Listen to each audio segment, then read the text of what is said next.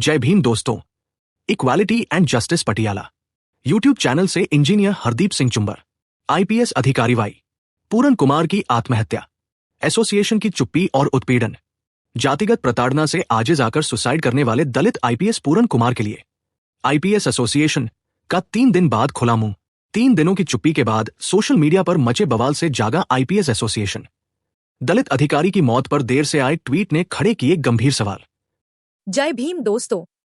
Equality and justice Patiala YouTube channel से चुंबर साहब ने आपको बता ही दिया है। दलित आईपीएस आत्महत्या, एसोसिएशन की चुप्पी और उत्पीड़न। यह स्रोत दलित आईपीएस अधिकारी वाई पूरन कुमार की आत्महत्या और इस घटना पर 2 प्रमुख प्रशासनिक संगठनों की प्रतिक्रियाओं की आलोचनात्मक समीक्षा प्रस्तुत करता है। अधिकारी की पत्नी, जो स्वयं एक आईएएस अधिकारी है, ने इसे संस्थागत उत्पीड़न का परिणाम बताते हुए न्याय की मांग की है, जिसके बाद हरियाणा आईएएस ऑफिसर्स एसोसिएशन ने एकजुटता दिखाते हुए एक विस्तृत प्रस्ताव पारित किया और निष्पक्ष जांच की मांग की। इसके विपरीत आईपीएस एसोसिएशन ने 3 दिनों तक चुप्पी साधे रखी, जिससे सोशल मीडिया पर उसकी भूमिका और देरी पर गंभीर सवाल उठे। सोशल मीडिया के दबाव के बाद ही एसोसिएशन ने अपनी संवेदनाएं व्यक्त की, जिसने सिविल सेवाओं के भीतर कथित जाति आधारित भेदभाव और ऐसे संगठनों की प्रतिक्रियात्मक भूमिका पर बहस छेड़ दी है। स्रोत में आईएएस एसोसिएशन के प्रस्ताव के अंश भी शामिल हैं, जो उनकी सदस्य के लिए कानूनी और संस्थागत समर्थन सुनिश्चित करने की मांग करते हैं। नमस्कार, आज हम एक काफी संवेदनशील और जरूरी मुद्दे पर बात करने वाले हैं। जी। हरियाणा कैडर के एक सीनियर दलित आईपीएस ऑफिसर थे वाई पूरन कुमार। जी। उनकी दुखद आत्महत्या हुई और उसके बाद कई गंभीर सवाल उठे हैं, खासकर उनकी पत्नी, जो खुद एक आईएएस ऑफिसर हैं, अमनीत पी कुमार। उन्होंने जो संस्थागत उत्पीड़न के आरोप लगाए हैं, उसने मामले को और पेचीदा बना दिया है। हाँ, ये घटना वाकई बहुत दुखद और कह सकते हैं परेशान करने वाली है। हमारे पास जो जानकारी है, जो स्रोत हैं, वो इसी घटना के इर्द गिर्द हैं। उनमें सिर्फ इस दुखद घटना या आरोपों का जिक्र नहीं है, बल्कि इस बात पर भी फोकस है कि कैसे देश की 2 जो बड़ी एडमिनिस्ट्रेटिव सर्विसेज हैं, आईएएस और आईपीएस, उनकी जो एसोसिएशंस हैं, उन्होंने कैसे रिएक्ट किया, और इन रिएक्शंस में एक साफ फर्क दिखाई देता है। बिल्कुल। तो आज हम इन्हीं सोर्सेज के आधार पर इस पूरे मामले को थोड़ा गहराई से समझने की कोशिश करेंगे। ये आरोप असल में हैं क्या, आईएएस एसोसिएशन ने क्या किया, कैसे किया, फिर आईपीएस एसोसिएशन का रिएक्शन कैसा रहा और उसमें देरी क्यों हुई, और सबसे बड़ा सवाल, ये पूरा मामला हमारे एडमिनिस्ट्रेटिव सिस्टम के अंदर जो सपोर्ट सिस्टम है या शायद जो भेदभाव की बातें उठती हैं, जवाबदेही, इन सब पर क्या रोशनी डालता है। चलिए इसी पर बात करते हैं। सबसे पहले तो जो बेसिक फैक्ट्स हैं वो क्लियर कर लें। सीनियर आईपीएस ऑफिसर वाई पूरन कुमार दलित समुदाय से थे, उन्होंने आत्महत्या कर ली। ये अपने आप में एक बहुत बड़ी ट्रेजेडी है, लेकिन मामला और गंभीर तब हो गया जब उनकी पत्नी IAS officer Amneet P Kumar ने खुलकर ये आरोप लगाया कि ये कदम किसी पर्सनल वजह से नहीं, बल्कि सर्विस के अंदर संस्थागत उत्पीड़न यानी इंस्टीट्यूशनल हैरासमेंट का नतीजा था। संस्थागत उत्पीड़न, ये बहुत बहुत भारी शब्द है, और खासकर जब ये आरोप सिविल सर्विसेज जैसी जगहों से आ रहे हों जिन्हें हम इतना प्रतिष्ठित मानते हैं। फिर ये सिर्फ एक व्यक्ति का मामला नहीं रह जाता है ना, ये पूरे सिस्टम पर सवाल उठाता है। तो सबसे पहले देखते हैं कि इस पर पहला रिएक्शन, इंस्टीट्यूशनल रिएक्शन, कहाँ से आया और कैसा था। जाहिर है आईएएस एसोसिएशन का नाम पहले आ रहा है। हाँ बिल्कुल, और आईएएस एसोसिएशन का रिएक्शन काफी तेज था और बहुत क्लियर भी। घटना जैसे ही सामने आई, उसके फौरन बाद ही उन्होंने एक फॉर्मल प्रस्ताव मतलब रेजोल्यूशन पास किया, और ये सिर्फ कोई छोटा मोटा बयान नहीं था, ये एक डिटेल्ड डॉक्यूमेंट था जिसमें उन्होंने अपनी पोजीशन साफ की। अच्छा, तो इस रेजोल्यूशन में क्या खास बातें थीं? मतलब सिर्फ दुख जताया या कुछ और भी था? नहीं, इसमें कई अहम बातें थीं। पहली बात तो उन्होंने श्री वाई पूरन कुमार की आकस्मिक और दुखद अप्राकृतिक मृत्यु पर गहरा दुख जाहिर किया। उन्होंने कुमार साहब की ईमानदारी और पब्लिक सर्विस के लिए उनकी कमिटमेंट की तारीफ भी की। लेकिन बात सिर्फ यहीं तक नहीं रुकी। तो मतलब औपचारिक श्रद्धांजलि से आगे भी गए वो लोग? हाँ बिल्कुल। प्रस्ताव में बहुत साफ शब्दों में श्रीमती अमनीत पी कुमार, जो उनकी मेंबर भी हैं, उनके प्रति पूरी सहानुभूति और मजबूत सपोर्ट जताया गया। एसोसिएशन ने कहा कि वो इस मुश्किल वक्त में उनके और उनके परिवार के साथ पूरी तरह से खड़े हैं। और ये सिर्फ कहने की बात नहीं थी, उन्होंने आगे ठोस एक्शन की मांग भी की। ये इंटरेस्टिंग है, किस तरह के एक्शन की मांग की उन्होंने? प्रस्ताव में हरियाणा सरकार और चंडीगढ़ एडमिनिस्ट्रेशन से रिक्वेस्ट की गई कि वो श्रीमती अमनीत पी कुमार ने जो भी इश्यूज उठाए हैं उन्हें पूरी गंभीरता, संवेदनशीलता और मामले की नज़ाकत को देखते हुए एड्रेस करें। उन्होंने ये भी मेंशन किया कि श्रीमती कुमार ने इस बारे में फॉर्मल शिकायतें भी दी थीं 8 अक्टूबर को चंडीगढ़ के कंसर्न पुलिस स्टेशन के एसएचओ को और 9 अक्टूबर को हरियाणा के मुख्यमंत्री को अपना रिप्रेजेंटेशन दिया था। यानी उन्होंने सिर्फ आरोप हवा में नहीं लगाए, एक प्रॉपर चैनल फॉलो किया और आईएएस एसोसिएशन ने इसे अपने रेजोल्यूशन में जगह दी, जो उनके सपोर्ट को और वजन देता है। जी हाँ, और इससे भी ज्यादा जरूरी बात, आईएएस एसोसिएशन के प्रस्ताव में इस बात का भी जिक्र था कि इस मामले में रोहतक के अर्बन स्टेट पुलिस स्टेशन में 6 अक्टूबर को एफआईआर भी दर्ज हो चुकी थी। ये एफआईआर भारतीय न्याय संहिता, जो नया कानून है BNS 2023, उसकी धारा 306(3) के तहत दर्ज हुई थी। धारा 306 ये तो आत्महत्या के लिए उकसाने, मतलब अबेटमेंट टू सुसाइड वाली धारा है, राइट? ये तो मामले को बहुत ज्यादा गंभीर बना देता है। बिल्कुल, आत्महत्या के लिए उकसाने के चार्ज में एफआईआर होना अपने आप में बहुत सीरियस बात है। और आईएएस एसोसिएशन ने अपने प्रस्ताव में ये मांग की कि इस एफआईआर में जो भी आरोप लगाए गए हैं उनकी निष्पक्ष, ट्रांसपेरेंट और बिना किसी दबाव के, मतलब इम्पार्शली तरीके से गहराई से जांच हो, ताकि पता चल सके कि वो कौन सी वजहें थीं जिनके कारण श्री कुमार को इतना बड़ा दुखद कदम उठाना पड़ा। क्या उन्होंने सरकार से श्रीमती कुमार के लिए किसी तरह की विशेष मदद की भी अपील की थी? हाँ, प्रस्ताव के आखिर में ये रिक्वेस्ट भी थी। उन्होंने हरियाणा सरकार से कहा कि श्रीमती अमनीत पी कुमार और उनके परिवार को इस मुश्किल वक्त में हर मुमकिन protection, legal aid, institutional support और जो भी दूसरी जरूरी मदद हो सकती है वो दी जाए। तो कुल मिलाकर देखें, आईएएस एसोसिएशन का रिएक्शन न सिर्फ तेज था, बल्कि काफी डिटेल्ड, ठोस और अपनी मेंबर के साथ मजबूती से खड़ा होने वाला था। उन्होंने सिर्फ सहानुभूति नहीं दिखाए, बल्कि जांच मांगी, एफआईआर का जिक्र किया और सरकार से मदद की अपील भी की। ये एक तरह से दिखाता है कि ऐसी मुश्किल और गंभीर सिचुएशन में एक प्रोफेशनल एसोसिएशन कैसे अपने मेंबर का साथ दे सकती है। बिल्कुल सही कहा आपने। उन्होंने आरोपों की गंभीरता को समझा और तुरंत एक्शन की मांग की। इसने एक तरह के एक स्टैंडर्ड सेट कर दिया कि ऐसी सिचुएशन में क्या होना चाहिए। हाँ, और यही स्टैंडर्ड शायद हमें दूसरी एसोसिएशन यानी आईपीएस एसोसिएशन के रिएक्शन को समझने में मदद करता है, क्योंकि वहां कहानी एकदम अलग दिखती है ना? एकदम उलट तस्वीर है। जहां आईएएस एसोसिएशन ने इतनी तेजी दिखाई, वहीं आईपीएस एसोसिएशन, जिसके मेंबर श्री वाई पूरन कुमार थे, वो पूरी तरह से खामोश रहा। घटना 7 अक्टूबर को रिपोर्ट हुई और उसके बाद लगभग 3 दिन तक, मतलब 10 अक्टूबर की देर रात तक, उनकी तरफ से कोई ऑफिशियल बयान या रिएक्शन नहीं आया। इन दिन की चुप्पी, अपने ही कैडर के एक सीनियर ऑफिसर की दुखद मौत, उनकी पत्नी इतने गंभीर आरोप लगा रही हैं, संस्थागत उत्पीड़न जैसे, और एसोसिएशन चुप है। ये वाकई थोड़ा चौंकाने वाला है और कई सवाल खड़े करता है। और यही चुप्पी लोगों को ऐसे खटकने लगी। सोशल मीडिया पर, खासकर एक्स, जो पहले ट्विटर था, वहां सवाल उठने शुरू हो गए।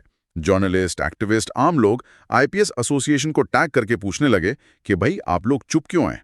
क्या आपको अपने मेंबर की मौत और उन पर लगे आरोपों की कोई फिक्र नहीं? क्या इस ऑनलाइन क्रिटिसिज्म का कोई खास उदाहरण है हमारे पास सोर्सेज में? हाँ, सोर्सेज बताते हैं कि बोलता हिंदुस्तान नाम का एक एक्स हैंडल है। उन्होंने 10 अक्टूबर को शाम को करीब 5:30 बजे एक जर्नलिस्ट का जिक्र करते हुए लिखा, मैं लगभग वही बता रहा हूँ। देश में आईपीएस एसोसिएशन नाम का एक संगठन है। एक दलित आईपीएस ने आत्महत्या कर ली, लेकिन हैरानी की बात है इनकी अब तक जुबान तक नहीं खुली।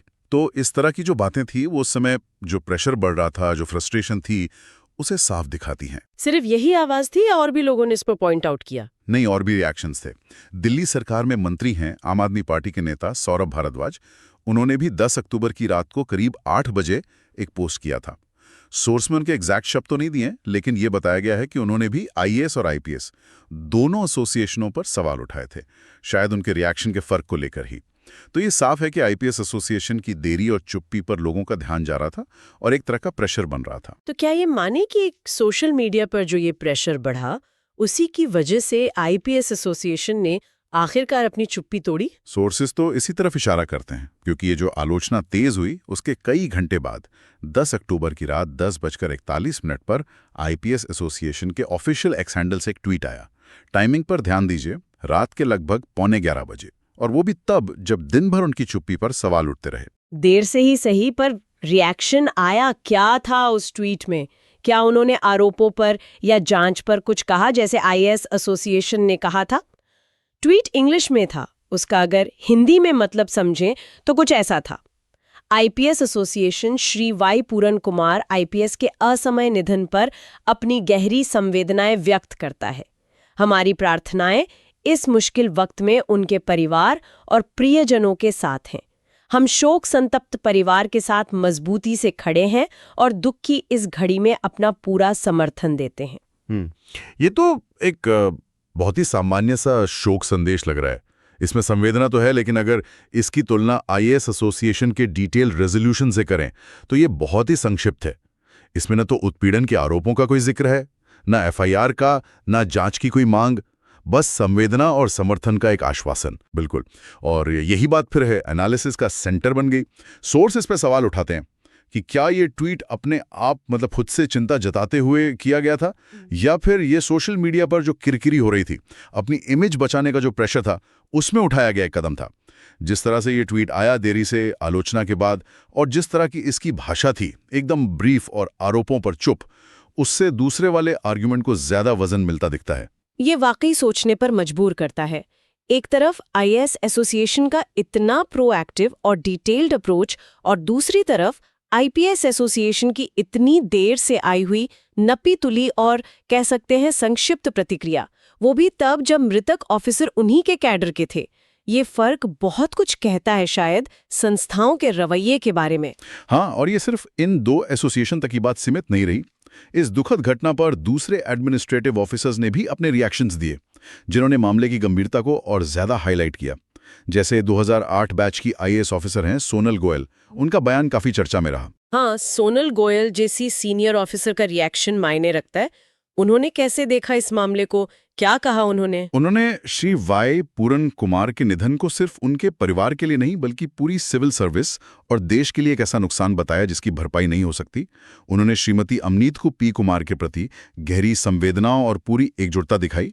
और जरूरी बात यह है कि उन्होंने हरियाणा आईएएस एसोसिएशन ने जो रेजोल्यूशन पास किया था उसका खुलकर समर्थन किया। क्या उन्होंने भी जांच और न्याय की मांग उठाए? हाँ, और बहुत मजबूती से।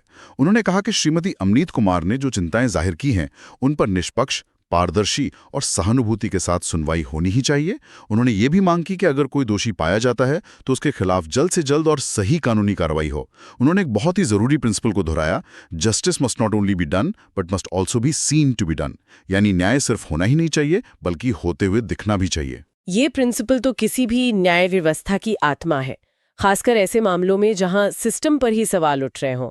वहां तो इसका पालन और भी जरूरी हो जाता है। एकदम सही। उन्होंने अपनी बात को और आगे बढ़ाते हुए कहा कि समाज और पूरी सिविल सर्विस बिरादरी का ये फर्ज है कि वो उन ऑफिसर्स के प्रति आभारी रहें और उनका साथ दें जो चुपचाप, अक्सर बहुत प्रेशर और मुश्किल हालात में भी अपनी ईमानदारी को ही अपनी ढाल बनाकर देश की सेवा करते रहते हैं। ये बयान एक तरह से उन अनकहे दबावों और चुनौतियों की तरफ इशारा करता है जिनका सामना शायद कई ईमानदार ऑफिसर्स को अपनी सर्विस के दौरान करना पड़ता है। सोनल गोयल का बयान सिर्फ एक शोक संदेश नहीं है, बल्कि इस सिस्टम के अंदर जरूरी सुधारों और ऑफिसर्स के प्रति ज्यादा संवेदनशील रवैये की जरूरत पर जोर देता है। निश्चित रूप से। और जैसा कि हमारे स्रोत बताते हैं, ये जो पूरी घटना हुई, वाई पूरन कुमार की दुखद मौत, उनकी पत्नी के आरोप और फिर दोनों बड़ी एसोसिएशंस के रिएक्शंस में जमीन आसमान का फर्क, इसने भारत की जो प्रतिष्ठित सिविल सर्विसेज हैं, उनके अंदर कथित जाति आधारित भेदभाव के मुद्दे को एक बार फिर से सतह पर ला दिया है। साथ ही ऐसे क्राइसिस के टाइम में इन पावरफुल एसोसिएशंस का रोल क्या है, वो कितने इफेक्टिव हैं, उनकी प्रायोरिटीज क्या हैं, इस पर भी एक गंभीर बहस छेड़ दी है। तो अगर हम इस पूरी बातचीत को, जो हमने सोर्सेज के आधार पे की है, थोड़ा समेटने की कोशिश करें तो मेन पॉइंट्स क्या निकल कर आते हैं? देखिए, कई लेयर्स हैं इसमें। सबसे पहले एक सीनियर दलित आईपीएस ऑफिसर की बहुत ही दुखद मौत है, जिसे सुसाइड बताया जा रहा है। दूसरा, उनकी पत्नी जो खुद आईएएस ऑफिसर है, उनके द्वारा लगाए गए संस्थागत उत्पीड़न के बेहद गंभीर आरोप हैं, जिसने मामले को एक पर्सनल ट्रेजेडी से आगे बढ़ाकर एक सिस्टमिक इश्यू की तरफ मोड़ दिया। तीसरा, आईएएस एसोसिएशन का तुरंत डिटेल्ड और सपोर्टिव रिएक्शन है, जिसमें जांच और मदद की साफ मांग शामिल है, जो एक तरह का बेंचमार्क बन गया। और चौथा, इसके ठीक उलट, आईपीएस एसोसिएशन के रिएक्शन में हुई अजीब सी देरी और उसका संक्षिप्त और आरोपों पर चुप रहने वाला रवैया, जो सोशल मीडिया पर प्रेशर के बाद आया। और आखिर में इस पूरे एपिसोड ने सिविल सर्विसेज के अंदर कथित भेदभाव, खासकर जाति के आधार पर, और इन एसोसिएशंस जैसी संस्थाओं के अपने मेंबर्स, खासकर जो मुश्किल में हैं, उनके प्रति जो सपोर्ट सिस्टम है और जो जवाबदेही है, उस पर गंभीर सवाल खड़े कर दिए हैं। ये वाकई एक कॉम्प्लेक्स, मल्टी लेयर्ड और बेहद परेशान करने वाला मामला है। इसने पर्सनल दुख के साथ साथ इंस्टीट्यूशनल रिएक्शंस की फंक्शनिंग और शायद सिस्टम के अंदर मौजूद कुछ गहरी खामियों को भी उजागर किया है। सही कहा आपने। ये घटना कई ऐसे सवाल पूछने पर मजबूर करती है जो शायद उतने सहज नहीं है। और इसी कड़ी में इस पूरी चर्चा के अंत में एक विचार मन में आ रहा है। ये हमारे सोर्सेज से ही निकला है, लेकिन शायद हमें थोड़ा और गहराई से सोचने पर मजबूर करता है। हाँ, जरूर बताइए। एक्शन में जो फर्क दिखा वो भारत की इन बड़ी सिविल सर्विसेज के अंदर शिकायतों, खासतौर पे जब वो भेदभाव या उत्पीड़न जैसी सेंसिटिव हो, उनके निपटारे के लिए जो इंटरनल सपोर्ट सिस्टम और मैकेनिज्म मौजूद हैं, उनकी इफेक्टिवनेस, उनकी सेंसिटिविटी और उनकी निष्पक्षता के बारे में क्या बताता है। ये जो बड़ी बड़ी एसोसिएशन है या सर्विस के अंदर के दूसरे फॉर्मल इनफॉर्मल प्लेटफॉर्म्स हैं, वो अपने मेंबर्स के प्रति, खासकर जो मार्जिनलाइज्ड कम्युनिटीज से आते हैं, उनके प्रति जवाबदेही कैसे तय कर सकते हैं। और सबसे बड़ा सवाल, सभी ऑफिसर्स के लिए, चाहे उनकी बैकग्राउंड कुछ भी हो, जाति, जेंडर कुछ भी हो, वाकई में एक ऐसा सपोर्टिव, सेफ और भरोसे वाला माहौल कैसे बनाया जा सकता है जहां उन्हें ये यकीन हो कि अगर उनके साथ कुछ गलत होता है तो उनकी बात सुनी जाएगी, उसे सीरियसली लिया जाएगा और उन्हें न्याय मिलेगा। क्या हमारा मौजूदा सिस्टम इस भरोसे को बनाए रख पा रहा है? ये सवाल तो सिर्फ इस एक घटना के एनालिसिस से बहुत आगे जाते हैं। ये सीधे सिस्टम के सेल्फ रिफ्लेक्शन और उसमें जरूरी सुधारों की तरफ इशारा करते हैं। ये सवाल पूछना और इनके जवाब ढूंढना जरूरी है, सिर्फ इसलिए नहीं कि आगे ऐसी दुखद घटनाएं ना हों, बल्कि इसलिए भी ताकि सिविल सर्विसेज जैसी जरूरी संस्थाओं में काम करने वाला हर व्यक्ति, हर ऑफिसर बिना किसी डर या भेदभाव के सेफ, सम्मानित और सपोर्टेड महसूस कर सके। तभी तो वो अपना बस दे पाएंगे। इन सवालों पर लगातार बात होनी चाहिए, विचार होना चाहिए। YouTube के माध्यम से इक्वालिटी एंड जस्टिस पटियाला से विशेष जानकारी को सुनने के लिए चुंबर साहिब की ओर से धन्यवाद दोस्तों। तो ठीक है, वीडियो को लाइक करते रहें, शेयर करते रहें और सब्सक्राइब करें। बाबा साहेब और साहब कांशीराम जी के आर्थिक, सामाजिक, राजनीतिक समानता और न्याय के आंदोलन को आगे बढ़ने के लिए प्रोत्साहित करते रहें। समानता का रास्ता ही भारत को महान राष्ट्र बना सकता है। असमानतावाद ऊंच नीच, भेदभाव पैदा करता है। भारत का आम नागरिक सरमाएदारों को और अमीर बनाने वाली कठपुतली सरकारों के असमानतावाद के बढ़ावा देने के चलते कर्जदार है, बेरोजगार, लाचार और अनपढ़ है, और भारत कमजोर है। असमानतावादी व्यवस्था के चलते कुछ खास नागरिक इतने अमीर हो गए हैं कि भारत को टुकड़ों टुकड़ों में खरीदने का दम रखते हैं, और कुछ लोगों को भूखे ही सोना पड़ता है। आप विचार जरूर करें, आखिर सरकारें हम लोग ही बनाते आ रहे हैं। सोचिए। जय भीम, जय भारत, जय संविधान। Please take care your own self.